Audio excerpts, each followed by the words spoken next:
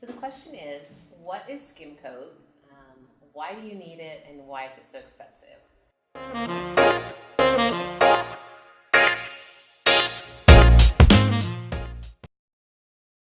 So first, skim coating is essentially a way to make your walls look perfect. Now, every wall is a sandwich of all different materials, right? And those materials are mostly there to help insulate your home, to keep you warm, to keep you dry, but the very interior finish, you want it to look as smooth as possible, and that's really hard when you have drywall, and then the tape, and then the mud on the tape, and from certain angles you can see where all those materials come together.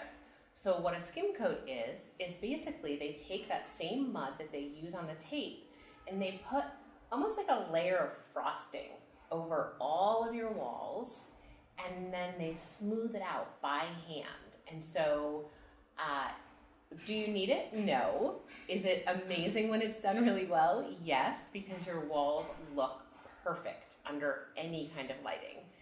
And why is it so expensive? Because a human being has to go, on a ladder with a little flashlight and hand sand it to make sure that it's perfectly smooth.